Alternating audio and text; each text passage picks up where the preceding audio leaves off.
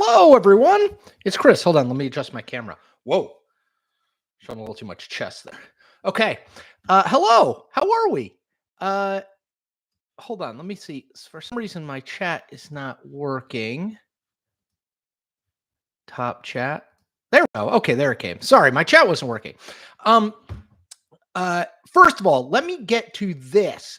I got criticism last week because someone said, I watched this for 30 seconds and I didn't know what it was. Okay, so here's what it is. This is a live stream of me talking about politics. That's the plan, at least. So I'm going to talk about politics and answer your questions. Sorry, I was getting my live chat thing all set up. So here I am. I have my own coffee today. Venti Emperor Clouds. It's tea, actually.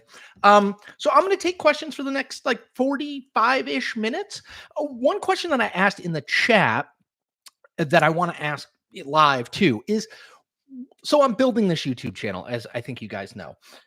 What I'm trying to figure out, and I don't know, is what kind of videos do you want more of? What kind of videos do you want less of? Do you want me talking about specific subjects? Do you want me talking more about Trump, less about Trump, more about Biden, less about Biden, more about Senate races, less about Senate races? I'm fumbling around in the dark a little bit, to be honest. Some of these videos hit 50, 75,000, some hit 10,000. I'd like to make videos that hit 50 or 75 or 100,000 every time if I can. I know some of that's just viewership, but I'd like to figure out sort of what you guys like. What are you interested in? What do you want to know more about? What do you want me to try to analyze and explain? What I've been doing so far is just thing that strikes me as interesting, and I do a video about it. There's no rhyme or reason really to it. So that's that. All right. So for fear of losing that guy who said he watched for 90 seconds and I didn't get to the point, let's get to your questions. But do me a favor, put what kind of stuff you want to see in the chat, and I'll read them out, and I'll also read through them afterwards. Okay. Two other quick things. If you don't subscribe to my politics Substack, I hope you'll do it. Just my name, chrissaliza.substack.com. I need subscriptions. This is how I make a living. So if you can afford a paid subscription, I'd really appreciate you supporting my journalism. I also have a entirely free right now, sports Substack called The Replay. I'll put links for both of them in the chat. But if you can support me, I really appreciate it. All right, to your questions. Chris Murphy 15. Happy Friday, Chris. Okay. In my estimation, do I think increased conflict between Israel and Iran will hurt Biden's reelection chances? Good question. So my default position always on foreign policy is that voters don't really care unless it's really, really, really in front of their face and touches their lives in some meaningful way. And when I say voters, I mean the average voter. Obviously, plenty of people care about Israel, plenty of people care about Iran, etc. But I'm saying the average voter. They just don't dial in. I hate to say it, but if you ask people where Iran is on a map, they probably get that it's in the Middle East, but I'm not sure how many would know exactly where it is. Now, you said increased conflict. So I know Israel sent a missile that hit a military site in Iran last night. Obviously, Iran sent a bunch of missiles and drones that I think Israel, the U.S. and other allies mostly shot down last week. I don't know that there's going to be significant escalation beyond that. I'm not a military expert. Maybe there will be, but I don't know that there will be. This could be it for a while. The broader question, I guess, is what does the situation and tension in the Middle East mean? To me, from what I've seen, and again, important, most people don't pay attention to foreign policy, but to the extent I've seen it influence anything, it just feels like it's hardening what people already think. So if you don't like Joe Biden and you're a Donald Trump person, you say feckless, he's feckless foreign policy, can't get them to do anything. He told Iran not to bomb Israel and they did it anyway. He's wandered into a Middle East conflict. So that's what you say if you're pro-Trump. And if you're pro-Biden, you say, look, he's doing everything he can. He doesn't control sovereign nations. He's doing everything he can to find diplomatic solutions. It's a very fraught, difficult time. He's trying to stand by Israel while also protect innocent civilians in Gaza, right? It's a complicated subject in time. So it feels to me like almost every issue now, which is what you think going into it winds up what you think coming out of it. Does that make sense? Okay. Politics Nerd 2008. Did you ever figure out a new lunch item instead of a Starbucks sandwich? I literally just ate a Starbucks sandwich. God, I'm such a creature of habit. It's not great. It's not great. I'm trying some other things though. I'm eating, let's see, I'm making more shakes, like fruit shakes. Eating more hummus. Uh, but no, I've not done that yet. Pool boy Dave, who's my favorite NBA team, and will I be watching the playoffs? And he says this is a chance to plug your sports Substack. Yes, the replay on Substack. My favorite team growing up was the Philadelphia 76ers. Now, remember, I grew up in Connecticut, so we didn't have a NBA team. The Celtics would come down for maybe 10 games a year and play at the Hartford Civic Center. I know it's crazy that happened, but they used to come and play home games at the Hartford Civic Center. So a lot of people I knew rooted for the Celtics. They had Larry Bird. They were winning. I just didn't like them. I was more of a Dr. J, Mo Cheeks, Bobby Jones, Andrew Toney, Moses Malone guy. So I love the 76ers growing up.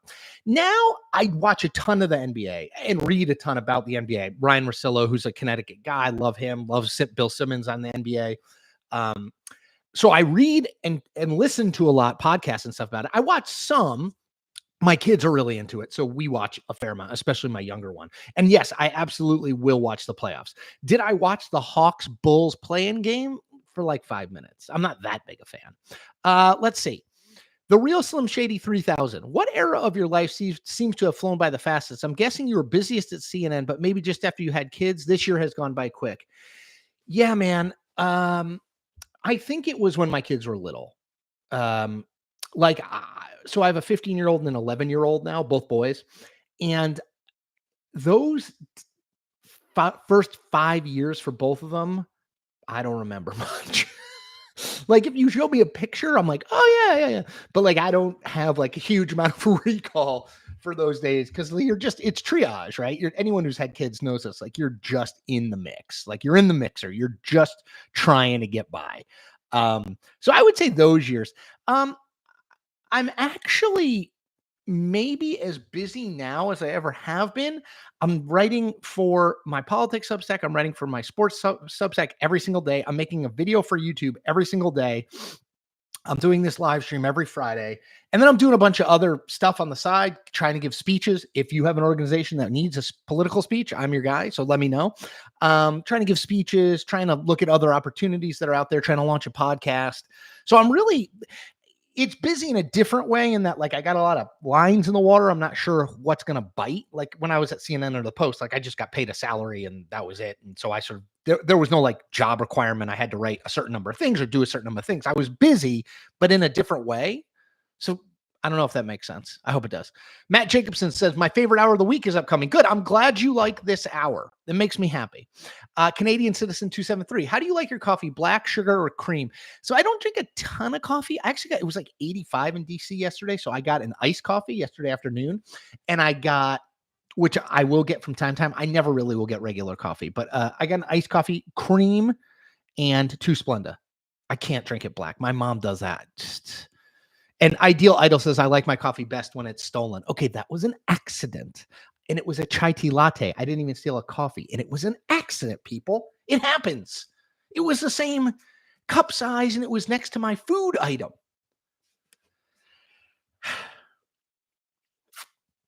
Okay. Shelly Winters. I used to like your to the point videos. Not sure if you're allowed to do them now. I mean, so let me give you the evolution. So when I was at CNN, I did videos on YouTube twice a week called The Point. That was the name of the franchise I had built there. They were very similar. If you go back in this YouTube channel, you can see them. They're there. And if you go back in this YouTube channel, even 5 months, like to end of last year, I was doing videos like that and had been since I left CNN. So no, there's no like ban on me doing those videos. To be honest, like at the beginning of the year, I looked at the videos I was making. I looked at the channel, which had like 4,500 subscribers. And I just felt like I needed to change something. Like it wasn't working. I think they were too prepackaged. They were scripted, right? So I was like reading off of a teleprompter on my phone, a script that I had written. They didn't feel like me now. And I just wanted to do something different. So those videos do exist. I made a year's worth of them after I left CNN. But I'm trying to make a video every day, and I'm trying to make it me, right? By the way, again, need your ideas of like what kind of videos I should be making, what videos people are interested in, that kind of stuff. I'm always happy for ideas. But so that's how I sort of got to where I am. This feels like a more authentic place, Shelly, than I was before. I hope you like them. Let's see. Marcy B says, I like 4 videos a week plus this one. I like that these are not edited. I have bad eyesight and the editing cuts, jumps are hard for me to watch. Yeah. So someone asked me, I do a live mail, not a live, I do a mailbag for my political Substack every Friday. So people can submit questions earlier in the week and I answer them. And somebody said, how many edits do you do or takes do you do for your daily videos? And the truth of the matter is, usually it's one. I just sort of talk. I mean, I have some sense of what I want to talk about and a little bit of preparatory materials, but like usually I just kind of talk. And, I think like screwing something up or, saying something or thinking for a word and not actually getting it for a few seconds, I think that's okay. Like, I'm not trying to make this CNN, I'm trying to make it me. So good. I'm glad you like the unedited ones. They will continue because I'm not a very good video editor. Let's see. Marcy B, I'll answer this other one too. What is your video setup? I see the mic and the ring light reflection. You said you have 2 monitors. What else do you use? So this is a gift from CNN. This is a Shure microphone that I used during the pandemic. So I have this plugged into my laptop. My laptop is what I talk into. I have a ring light right over here. I have my overhead lights, and then I have a big monitor that I write on over here. So I don't use this screen all that much other than to do these videos. I'm mostly kind of rapping and tapping over here. That's my setup. Pretty simple, right? And this is my home office. Some people, hold on. Some people have asked what this is. So there's a guy named Eric Lonergan who is a big fan of the Tony Kornheiser Show podcast that I appear on. And he is a cartoonist. And so this is a cartoon he did for me. That's Tony. Thanks for coming, Chris. Just one more thing I can suck at. What is your handicap? Crippling anxiety. I was referring to your golf game. Exactly. That's well said. He knows me so well. So that's that. But yeah, this is my setup. Let's see. Sean, as for your question about what kind of videos, I personally love the topics you're covering now. They're topical, interesting, and I think that's why most of us are here. We enjoy politics. Okay, cool. That's what I'm trying to do. I'm mostly staying within the political realm when I do these things. I'll occasionally venture outside of it, but I'm mostly staying in the political realm. Okay. Pool Boy Dave said, for your videos, if something ain't broke, why fix it? I think you'll continue growing if you keep doing what you're doing. I don't think you need to change anything. Okay. I'm impatient, Pool Boy. I want more followers quickly. I want more subscribers quickly. But yeah, fair point. Let's see. Anubov C. Your content covering relevant daily topics is good. I'd be interested in watching a video on your presidential tier rankings. Okay, I can do vice presidential. Presidential tier rankings aren't that complicated. Joe Biden, Donald Trump. But I can do VP. Let me do a few political questions. Let me mix those in here. Let's see. Maxime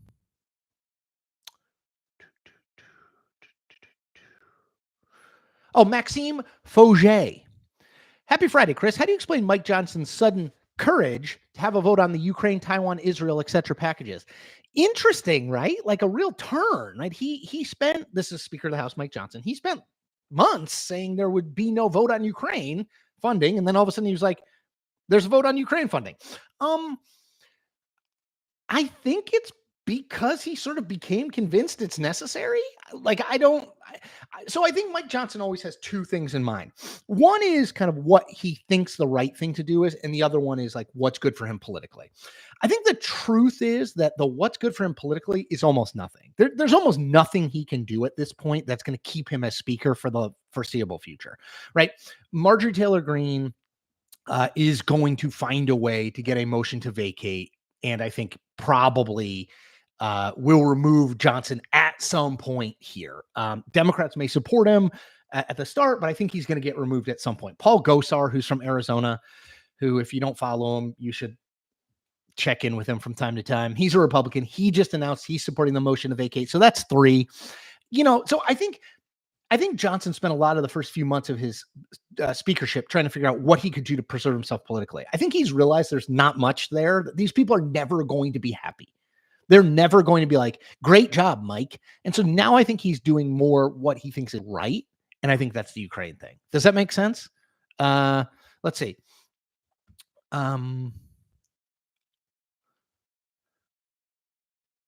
Emeritus says the Ukraine aid is finally moving, and already there's another co-sponsor on the motion to vacate. Yeah, like that's the situation. There's just, I wrote about this in my Substack last night. There's just no future for Mike Johnson. Like, and that would be true if Chris Cillizza was the Speaker of the House, or if this venti Starbucks cup was the Speaker of the House. Like, there's just no way that that's going to work out. Like, there's a group of people within the Republican conference in the House who are not serious people. They are not interested in legislating. They are not interested in cooperating. They are not interested in doing anything other than getting themselves attention and raising money and getting on TV, which is another way of getting attention. There's no reasoning with those people, right? It's not like there's a policy thing that Mike Johnson can do that's going to make them happy. No, they're going to be perennially unhappy. Even if he did what they wanted and tried to fund the border. Breaking news, the Senate is controlled by Democrats and the White House is controlled by Joe Biden, who is a Democrat. Like, it's not going anywhere. It's like a fundamental misunderstanding of how politics works. Like, well, we'll just do whatever we want. No, like, it's not how it works. There are 3 branches of government and you only control the one of them, or 3 chambers, and you only control the one of them. Grumpy Cat. Hi, Chris. You called it again. Scotty Scheffler won his second green jacket at the Masters. I am on a roll. I called South Carolina winning the women's national championship. Not that complicated. They were unbeaten. And I called Scotty Scheffler winning the Masters. Not that complicated. He's the best player in the world. But I will take credit for it, people. I will take credit for it. Let's see. Sean D. Who's the greatest political mind in the consultant campaign staffer world, in your opinion? I think David Axelrod deserves a nod, but Brad Parscale also was capable. So I think most people know Axelrod from the Obama years. Parscale was Trump's digital guy. I would not put Brad Parscale in the same category as David Axelrod. Okay, so here's the thing. David Axelrod is really, really smart, won a lot of races before Barack Obama. He's been a media consultant for a long time. David Axelrod was so good in that campaign, at least in large part because Barack Obama was so naturally gifted, right? Like, whether you like Obama or not, guy's an incredibly talented politician. I'd say the same thing about James Carville in 1992. Bill Clinton's a really good politician. So, like, Karl Rove with George W. Bush. They knew one another. They had a close relationship. Bush listened to Rove, but Bush was a good candidate. Again, we can debate how good a president he was, but he's a good candidate for president. So I think a lot of it is like the clay you have to work with. I don't think the best consultant in the world could win with a bad candidate. I just don't see that. I think ultimately, like, it's the candidate and their instincts. The consultant can have some influence and say, like, I think Leo Atwater mattered. I think if you're saying best Republican consultant ever, probably Lee Atwater. Best Democratic consultant, it might be Carville. Honestly, I know a lot of people don't like him now, but man, he for what he did in his time, it's pretty impressive. But again, without the raw material, none of these men or women are that amazing. Like, there's only so much advice you can give to a candidate who's not good at it. Like, I don't think just as an example, I don't think Ron DeSantis lost because he had bad consultants. He lost because he was a bad candidate, right? Okay. By the way, keep giving me suggestions. I'm going to read more. Keep giving me suggestions on what kind of daily videos I should be making. Should I be doing the same thing, different things? I want to grow as much as I can. Admiral Akbar. Whoa. Celebrity appearance. Chris, I really loved your video last week about Donald Trump and cocaine and is the media biased? Yeah, like, I feel like that story should have gotten more attention. Still, Donald Trump accused Joe Biden of using cocaine during the State of the Union. I mean, all right, Admiral Akbar, since that first one was good, let me give you another one. How much do you think it's an issue with voters not really understanding Trump? They treat him as a celebrity. You mentioned that before, but because of that, do they not vote what they see but feel? Well, first of all, a lot of voters vote what they feel as opposed to what they think, right?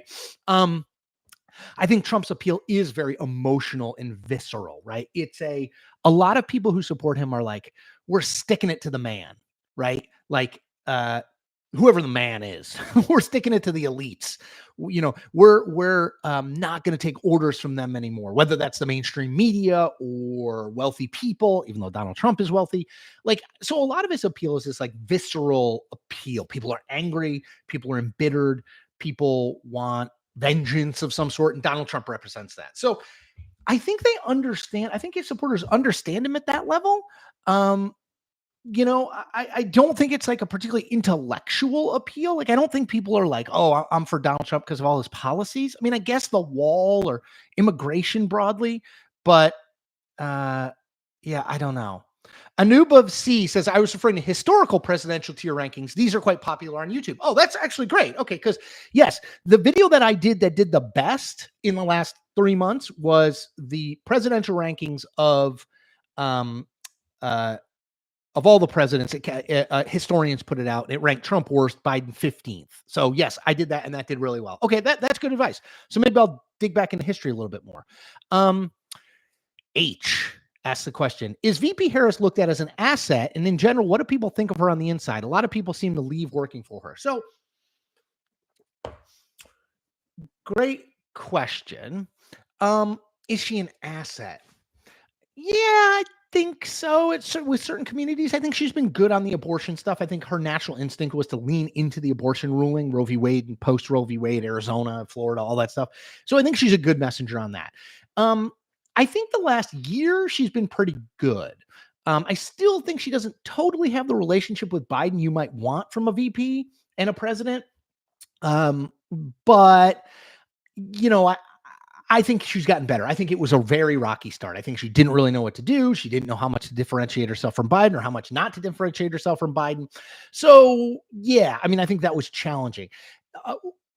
All this talk of like replacing her on the ballot, ridiculous. There's the chaos that would create and the message it would send would not be worth, the juice would not be worth the squeeze. It would not make sense to do that because anyone else you put in the ballot, first of all, people just don't vote for the vice president. So pick whoever you want to be the VP. People just don't vote for it. They vote for the top of the ticket. So not worth replacing her. Is she an asset? I guess I'd say mildly, but I'm not sure anyone else he put in there would be a more major asset. Noel Fredrickson says, I look forward to this every Friday. So do I. Okay, great. Sam, The Town by Mark Leibovich is one of my favorite books. Do you think it accurately depicted the culture of DC, and were you a fixture at DCL cocktail parties? Yes, it absolutely. It's a great book. And Mark, who's at The Atlantic, is great. He was at the Washington Post. I worked with him then. Then he went to the New York Times. Now he's at The Atlantic.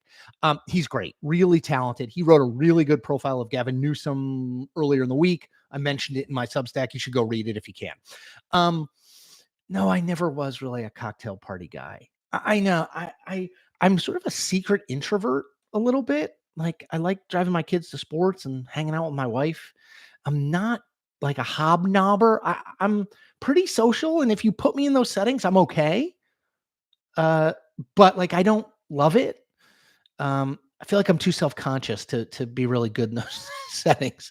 So no, I was never really part of that. I was not like going to dinners Monday, Tuesday, Wednesday, Thursday for work, even when I was working in mainstream media. So that wasn't me, but it is a great book. Phil Reinhart, can we agree endorsements are next to useless in these partisan days? The Kennedy's endorsement of Biden reminds me of Paul Gosar's unendorsement by his siblings. Didn't do a thing. Yeah. I think that's generally true. So, right, if you haven't followed this, like all the living members of the Kennedy family, other than Robert F. Kennedy Jr., endorsed Joe Biden yesterday in Pennsylvania. Does it matter? Maybe at the margins to try to get people who are like, oh, there's a Kennedy on the ballot. I like him. Maybe to push them off. But yeah, I'm with you. Years ago, when I worked for the Washington Post, I did an endorsement hierarchy, like what endorsements matter all the way down to the ones that don't matter. I feel like now that's almost sort of like passe because most endorsements don't matter. I always go back to this one. In 2004, Al Gore was the former vice president. He had won the popular vote in 2000, but lost the election to George W. Bush. He, at the last minute, endorsed Howard Dean before the Iowa caucuses. Dean was this outsider. He was surging, and it was like, well, the establishment is coming home to Howard Dean. Didn't matter. John Kerry won Iowa. John Kerry won New Hampshire. Race was over. So I guess you could convince me that if Taylor Swift endorses someone, maybe it matters at the margins. Like, could it help with young people voting for Joe Biden? maybe she's a big enough presence, but anybody else I'm skeptical of. So yes, I'm with you. Let's see. David Y. Hi. Do you think Biden should be trolling Trump harder? Like, let Trump know Biden has openings in his schedule to debate any Monday, Tuesday, Thursday, or Friday for the next 4 or 6 weeks. So it's always hard, I think, there are some people who think that Joe Biden should troll Trump every day. Like, hey, Don, you fell asleep in court again today, which, by the way, Donald Trump did fall asleep in court again today. That's 3 days out of his 4 days in court that he's fallen asleep. And like go after him in like petty ways. I tend to think that's not smart politically. I think Biden's surrogates and aides can do that. His Twitter feed can do that. But like, I do think there's still something that people want a president to act presidential ish who might be for Biden. I don't think people who are for Trump care about that, but people who might be for Biden care about that. And I always remember this thing somebody told me when during the 2016 campaign, when Marco Rubio was going after Trump, like about the size of his hands and all that. Somebody said to me, the problem with wrestling with a pig is you get dirty and the pig loves it. And that's what I worry about. Like, you're never going to go lower than Donald Trump. He's always going to go lower. So like, do you fight that fight? I don't know. Let's see. Joseph, will Joe debate Trump or will he campaign from the basement again? I don't think they want to debate Trump. I really don't. Trump wants to debate. Trump has been banging on that drum since he became the nominee. The Biden people have pushed it off over and over again. They could have very easily said, yes, let's definitely do it. We're in. I don't think they want to debate. Now, they may be forced into debating. The pressure on them from mainstream media, from Trump, et cetera, may force them to debate. But I don't think they want to. And I think they don't want to because they just think there's too many variables in it, right? Like Trump is utterly unpredictable at all times, but particularly in a live 90-minute event. Biden is old, right? He's 81. He looks and sounds 81. So the more that people look and see him, he looks old, which is a problem. They're afraid he makes a mistake of some sort. He forgets something that plays into that old thing. So I think they don't want to, which doesn't mean they won't, but I think they don't want to. Does that make sense? Again, I am looking for your suggestions about what. Oh, let me just say thank you briefly. Razor X999. Thank you for the donation. I try to be genuine in my takes. I try to be as honest as I can. I try to call it like I see it. I know there is audience in trashing Donald Trump every second, calling him a fat buffoon, criminal. And I know there is audience and money in calling Joe Biden senile and a disaster. I just don't see it that way all the time. There are things Trump does that are buffoonish. There are things that Biden does that are age inappropriate. He's too old. Sorry, I don't know how to say that right. But I guess I just don't see every time the same thing over and over again. But thank you for that, because I try to be genuine. Rob Wagner says, YouTube, Substack, can OnlyFans be too far away? Real enjoying the daily vids. Keep it up. I am not going to, I don't think there's really an OnlyFans interest for old Chris Cillizza, 48-year-old guy. I am, by the way, going to work out after this, though. So never know. Keep your questions coming in. Let's see. I'm going to go to the bottom. I'm going to go to the newer ones. FDM 215. I think the Kennedy endorsement was most valuable as an opportunity to get a lot of news coverage and therefore attention for the Biden campaign in a positive way. Good point. It absolutely did. Lots of headlines. And again, I think you're going to see some of the members of the Kennedy family in ads this fall, particularly if RFK Jr. stays at like 8-9%, both nationally and in swing states. I think you're going to see an ad that says like, we're Kennedys and we support Joe Biden, because they're worried about RFK Jr.'s taking votes, from Biden in swing states where the margin's going to be really small. So I think it'll pop up again. If they put it in ads, they're worried about it because they're spending money on it, because they see in the data some evidence that RFK Jr. is taking votes that could be Biden votes. Let's see. Negative. Hey, Chris, did you hear the RNC pulling out of the debate commission, which it means they won't have debates in this year? So they did in 2022. The RNC under Ronna Romney McDaniel did announce they were pulling out of the commission on presidential debates, which runs general election debates for the presidency. That said, number one, Ronna Romney McDaniel got pushed out by Donald Trump. She's not the RNC chair anymore. And Donald Trump himself has said he is fine with debates run by the Commission on Presidential Debates because he wants to debate Joe Biden so bad. So, I don't think that's a big, you're right, they pulled out. I just don't think it matters that much. Joseph, the NPR CEO said the First Amendment is problematic. Do I agree? I have been following Chris Rufo's stuff on what the NPR CEO said prior to being the NPR CEO. Not great.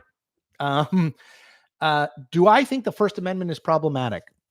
I'm not a constitutional scholar, but no, not really. I mean, free speech is kind of a big thing in this country. I benefit from it and have for many years. Look, it's this era of social media is like, you got to watch what you say. You can't just pop off unless you're Pat McAfee. Right? So, yeah. H, off topic, but will newspapers be around or matter in years to come? The Washington Post and the New York Times and the Wall Street Journal will be around in some form. Will the print paper be their main offering? No. Will they print a print paper in 25 years? I sort of doubt it. I mean, I guess it's possible, but I think the trend on newspapers, like actual print newspapers, is going the way of magazines. Like, there just aren't that many magazines that print anymore, right? Like, mostly they're online only, and I would assume that will be the case with newspapers too. But like the organizations, the news organization, the Washington Post isn't going to disappear in 25 years. It's going to continue to be making journalism, I hope. Same thing with the New York Times, same thing with the Wall Street Journal. But like that format is not a great format cost wise to print every single day and distribute to people on their driveways. Like, if we were coming up with a news distribution way of doing things, that would not be the way we would do things. Let me go. Let's see.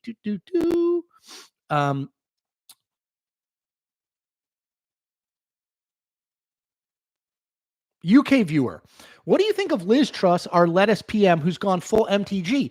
John Hoare asked that. John, I don't know. I lost the thread there a little bit when there was like prime minister, then resignation, and I got to get back on that. This is another thing I need to do. I need to get better about international politics. So if you guys have sites, YouTube sites or Substacks or whatever that I should follow, let me know because I got to get back on that. Yeah. Jeremiah, the Commission on Presidential Debates is trying to get Biden and Trump to commit to a debate. Neither of them have. What do you see are the situations in which they do or don't debate? All right. So I've sort of talked about this, but I'll talk a little bit more about it. I would say Trump, generally speaking, kind of has committed to debates. He said he wants them. He said he's open to any moderator. Now, of course, it's Trump. He just changed his mind in 2 seconds, right? And say like, no, I'm not doing it. Biden is the one who has kind of refused to commit. I think that if Trump goes ahead consistently by 5 or more points, the Biden people will feel like they need to do debates to change the dynamic. If the race stays basically where it is now, which is essentially tied, I don't know that the Biden people will feel compelled to do a debate. Let's see. What other questions do you have? Evil Genius 007. Love this. Joining late, but have to say, people are terrible judges of what they're actually likely to click on. Don't take people's words over their actions. It's so true. So, one of the things that I've always sort of laughed at being in the content business for a long time is like, people always say, like, if you say like, what kind of content do you want? They'll always say like, more policy coverage. That's like the first thing that people say. And then like I would write something or someone I knew would write something. It was like on electric cars, whatever, like a deep dive into the history of electric cars. And no one would read it. Like people say they want things, but like in truth, they want to read about like the British monarchy and the Kardashians and Taylor and Travis and like, yes. So, yeah. So yes, I agree with you. Harvey Rabbit says, Chris, yes, please. TLDR News is the YouTube channel to watch for UK politics. All right, I'll check that out. Also, another suggestion is BBC, Pod Save the World, the Johnny Harris podcast. I will check all those out. Here's Fevin Fenta. Hi, Chris. This may surprise you. I am following in from Dubai, the UAE, and always enjoy your shows, everything you do. And this is the first time I managed to catch you. That's what I'd like to say for today. Love it. Great. That was simple. Fran G. Thank you, Fran, for the contribution. I will use them to buy fruit smoothies and not for Starbucks food. I always appreciate any and all donations. Let's see. Jeff Hawkins. Do you believe abortion will be the deciding factor in the election? The deciding factor for a lot of voters, yeah. I think that for a lot of people, Roe v. Wade being overturned, and then that sort of what's happened past that, Arizona, Florida, other states in their abortion laws, I think it is a big motivating factor. We saw it in 2023 special elections across the country, Democrats overperforming. We saw it in 2024 so far, Democrats overperforming. So yeah, if I were Joe Biden, I would talk about abortion every single day and talk about how Donald Trump put 3 conservative justices on the court who were part and parcel of overturning Roe v. Wade. Yes, I absolutely would. Is it the issue of the campaign? If it is, I think Joe Biden's going to win. If immigration is the issue of the campaign, then I think that Donald Trump is probably going to win. Yeah. Jason Vicente, is Liz Cheney relevant? Not really. I know that's probably not what you want to hear, but I mean, the people she's the most popular among are Democrats. She's a conservative Republican, except for believing Donald Trump is an active threat to democracy, which is kind of a big other than. But, I just don't know what her constituency looks like going forward. If the Republican Party all of a sudden wakes up and says, oh my gosh, we just spent 8 years promoting Donald Trump, that's insane. We definitely shouldn't do that. Maybe they come back to like a Liz Cheney type.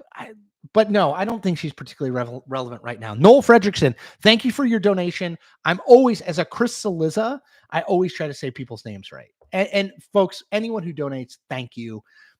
Every little bit helps. Again, I am trying to make this journalism, this sort of like creator economy journalism thing work for me. So I have this YouTube site. I have 2 Substacks, a political one, newsletters, a political one, and a sports one. I'd love for you to subscribe to either or both of those. I can give paid speeches. I'm starting a podcast. I'm really trying to make this all work. So I appreciate the support. If you can financially be supportive, thank you. It means a lot. If you can't, I understand. Let's see. Jason Roberts, the debates are really pointless. Trump refuses to follow the rules of the debate. If the moderator had control of the microphones, it might be possible to debate. Yeah, that's I've always sort of described Trump as an asymmetric threat when it comes to debates, in that, like, it's impossible. How do you know what he's going to say or do? It's going to talk over you and lie all the time. Like, it's not a setting where voters are going to come out and say, oh, wow, that was really edifying. I feel like I learned more about the 2 candidates. Like, there's no way that that's happening, right? So I think from the Biden perspective too, in addition to worrying about Biden's age and how he looks and how he sounds, I think they're also like, what good can come of this? Particularly if the race is tied. Again, if he's behind by 5 or 10 points, I think they'll do it. Yeah. Alvaro Leal de Toro. French man living in the U.S. Should I apply for citizenship before January? Yes. Let's see. Sam, who you got in the NBA playoffs and Stanley Cup playoffs? I'm ready to place my bets. I am on a little bit of a heater. Give me the Boston Celtics in the NBA and give me the Boston Bruins in the Stanley Cup. Just guessing. Keep us posted about your podcast. Very interested, from Crystal Williamson. It will run through my Substack. So if you want to get news about my podcast, which is launching soon, it's going to be fun. It's going to be interesting and fun. And it's not just going to be politics. Sign up for my Substack. I'll put links at the end of this. I'll also pin them to the post here. But sign up for my Substack because it's going to run through that. The Real Slim 3000 says, why don't they cut off the mic in debates? They can. It depends sort of like what rules the candidates agree on as to how much power the moderator has. They usually want the moderator to have less power rather than more power. So they can. I think they don't really want to do that because the whole point is it's a debate between the candidates. It's like making the referee the star of an NBA basketball game. You don't really want that, right? You want the players to decide it. But I agree with you. I mean, this is like the legal situation with Trump. He takes advantage of the rules that are in place to try to ensure fair play in the legal system and in the political system. So it's hard because you want the candidates to be able to talk. You want them to engage with one another. At the same time, if one candidate just talks and talks and talks and talks and talks, it's not a debate, right? And that's the problem.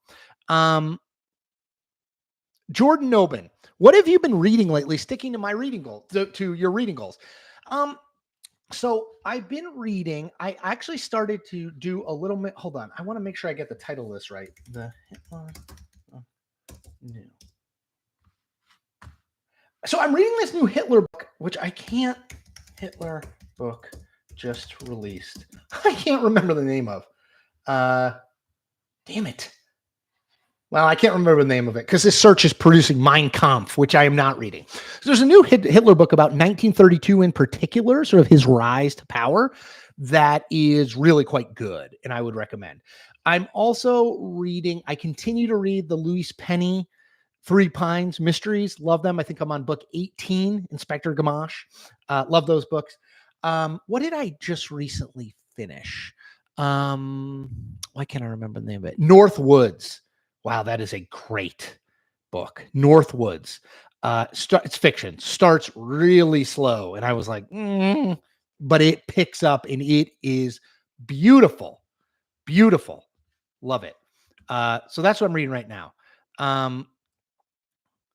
MJ, thank you for the donation. Hey, Chris, glad to find you again here on my favorite platform. Keep up the excellent work. Thank you for the donation. Appreciated. Very much appreciated.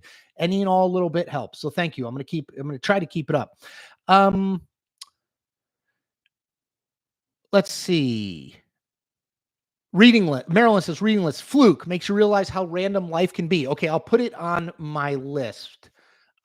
Michelle Alvarez, The Unfathomable Ascent. Is that what it is? The Unfathomable Ascent. Maybe that's it. Yeah, I think that might be it. Let's see. Let me see if I can sneak in a few more quick ones because I'm up against it. I got to go work out.